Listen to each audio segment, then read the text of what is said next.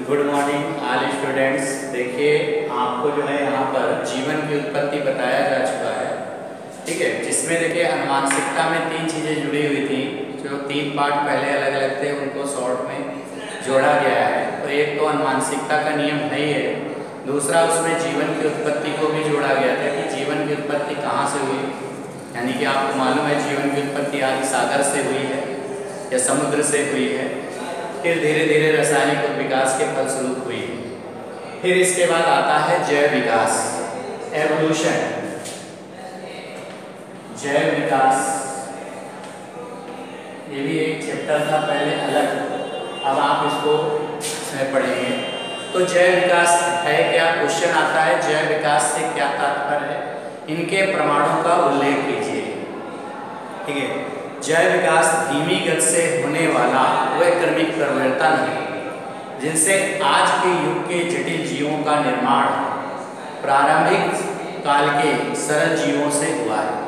मतलब जैव विकास धीमी गति से होने वाला वह क्रमिक परिवर्तन है जो आज के युग के जटिल जीवों का निर्माण प्राचीन काल के सरल जीवों से हुआ है। जो आज के जीव बने हुए हैं ये प्राचीन काल के जो सरल जीव थे उनसे आज के जो युग के जीव हैं उनका निर्माण हुआ है, क्योंकि ये धीमी गति से होने वाला परिवर्तन है, धीरे धीरे क्रमिक मतलब क्रमशः, ठीक है। तो जैव विकास धीमी गति से होने वाला वह क्रमिक परिवर्तन है जिनसे आज के युग के जटिल जीवों का निर्माण प्राचीन काल के सरल जीवों से हुआ है। फिर इसके बाद वैज्ञानिकों ने बहुत से प्रमाण प्रस्तुत किए जैव विकास के संदर्भ में। वो प्रमाण निम्नलिखित हैं। एक है तुलनात्मक शरीर रचना से परिणाम, तुलनात्मक शरीर रचना से प्रमाण। फिर दूसरा है अवशेषी अंगों से प्रमाण।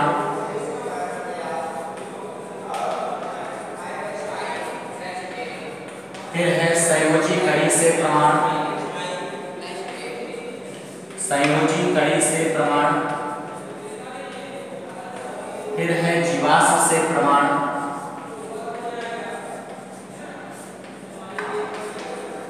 फिर भ्रूण विज्ञान से प्रमाण या भ्रौणिकी बोलते हैं से प्रमाण। फिर इसके बाद वर्गीकरण से प्रमाण या वर्गीकरण से या वर्गीकी से प्रमाण। तो वैज्ञानिकों ने बहुत सारे जैव विकास के संदर्भ में प्रमाण प्रस्तुत किए हैं। उनमें से कुछ प्रमाणों का क्वेश्चन यह था जैव विकास किसे कहते हैं, किन्हीं 2 प्रमाणों का उल्लेख कीजिए।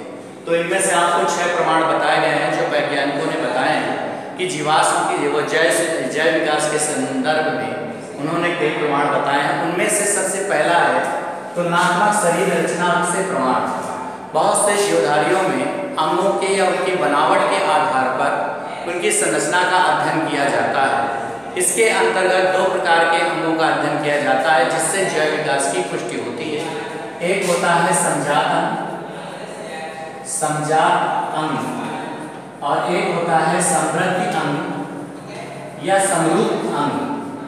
इंपॉर्टेंट है, मोस्ट इंपॉर्टेंट है। समजात अंग होते क्या है, समृद्धि अंग क्या है या समरूप अंग क्या है, उदाहरण भी पूछे जाते हैं, इंपॉर्टेंट है। तो यहाँ पर जो समजात अंग है तो इसकी परिभाषा ये है, ऐसे अंग जो उत्पत्ति तथा संरचना में समान होते हैं लेकिन कार्य उनके अलग अलग होते हैं। ऐसे अंग जो उत्पत्ति तथा संरचना में समान होते हैं लेकिन कार्य उनके अलग अलग या भिन्न भिन्न होते हैं, उन्हें हम समजात अंग कहते हैं। जैसे मनुष्य का हाथ, मनुष्य के दोनों हाथ क्या है, उत्पत्ति और संरचना में एक जैसे दिखाई देते हैं लेकिन इनके कार्य अलग अलग हैं।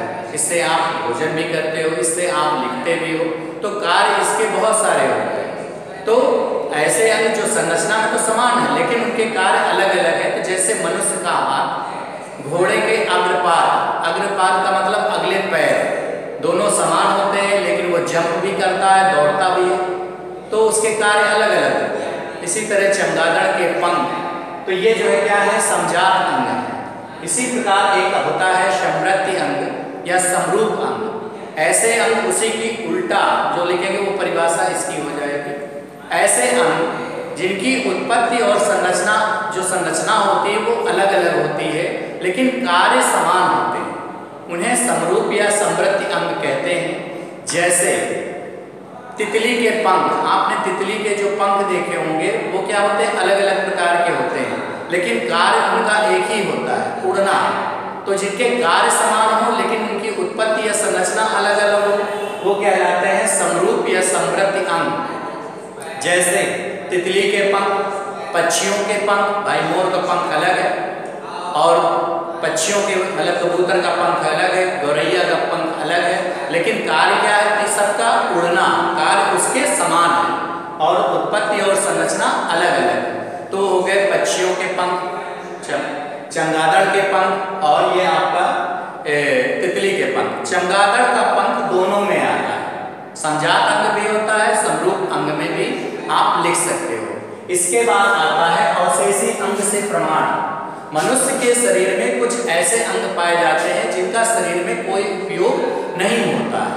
वे अंग धीरे धीरे क्या हो जाते हैं, लुप्त हो जाते हैं या अवशेष के रूप में रह जाते हैं। हमारे पूर्वजों में पूंछ थी, लेकिन धीरे धीरे उसका कोई उपयोग नहीं था, विकास होता गया मानव का। जावा मानव, पेकिंग मानव, निएंडरथल मानव, क्रोमैग्नोन मानव, फिर वर्तमान मानव आया। तो इस प्रकार धीरे धीरे विकास होता गया पूर्वजों का, जो है लास्ट में आपका निकटतम वर्तमान मानव मनुष्य आया। तो पहले वो अंग कभी न कभी हमारे रहे होंगे जो आज क्या है और लुप्त हो गए हैं या अवशेष के रूप में। तो ऐसे अंग जो शरीर में अनावश्यक रूप से पाए जाते हैं लेकिन वो धीरे धीरे क्या होते हैं, लुप्त हो जाते हैं या अवशेष के रूप में रह जाते हैं, उन्हें अवशेषी अंग कहते हैं, जिससे जैव विकास की पुष्टि होती है। जैसे कर्ण रूप, क्रम रूप परिशेषिका, दूसरा कर्ण पल्लव पेशियां।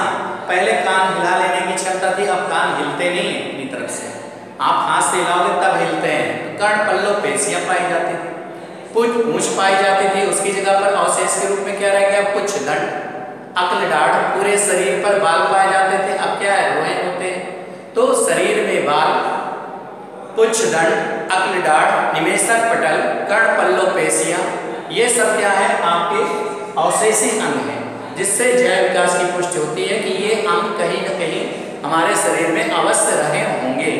इसके बाद आता है सहयोजी कड़ी से प्रमाण। ऐसे प्रमाण जिनमें एक ही जीव में दो वर्गों के लक्षण पाए जाते हैं। जैसे लाइकेन होता है, शैवाल और कवक के बीच की सहयोजी कड़ी। शैवाल उसको भोजन देता है, कवक उसको आवास प्रदान करता है। तो जो साथ साथ रहते हैं और एक दूसरे को भोजन पहुंचाते हैं, तो वो होते हैं आपके, उनमें जो दो जीवों के लक्षणों एक जीव में पाया जाता हो वो सहयोजी जीव कहलाते हैं, और उनके बीच की कड़ी को सहयोजी कड़ी कहते हैं, जो जैव विकास की पुष्टि करता है। जैसे आर्कियोप्टेरिस, सरीसृप व पक्षी वर्ग के बीच की कड़ी है।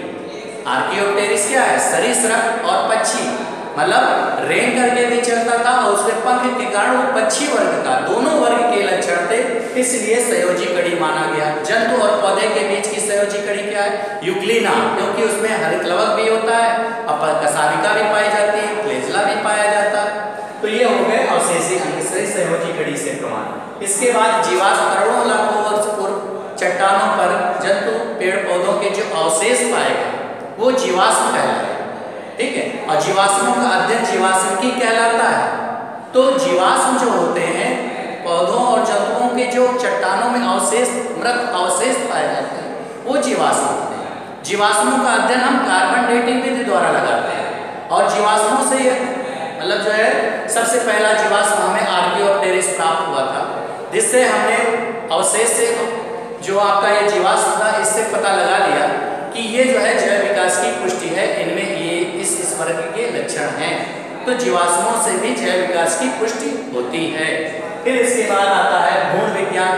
तो प्रारंभ में सभी जीव का भ्रूण एक समान होता है, यानी पहले जैसे कोई भी आपका जलीय जीव है तो पहले अंडे से लार्वा बना, लार्वा से फिर विकसित होकर के भ्रूण बना।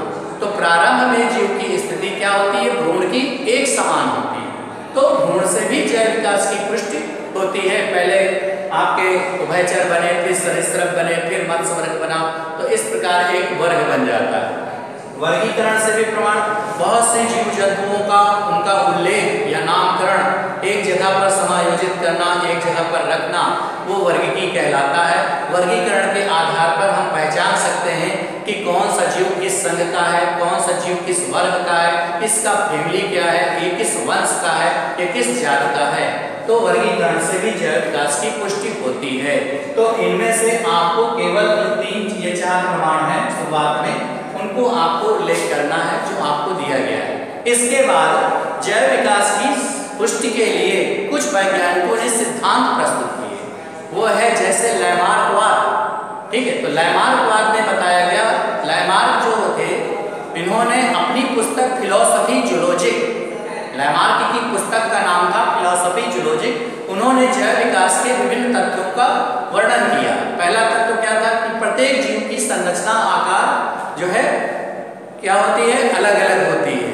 फिर उस पर वातावरण का प्रभाव, प्रत्येक जीव में वातावरण का सीधा प्रभाव पड़ता है। तीसरा अंगों का उपयोग अनुप्रयोग, जिन अंगों का अधिक उपयोग होता है, इन्होंने ही बताया कि जिन अंगों का अधिक उपयोग होता है वे अंग विकसित हो जाते हैं, और जिन अंगों का उपयोग कम होता है वो धीरे धीरे लुप्त हो जाते हैं या अवशेष के रूप में हो जाते हैं। ठीक, तो इसी के आधार पर उन्होंने उदाहरण प्रस्तुत किया।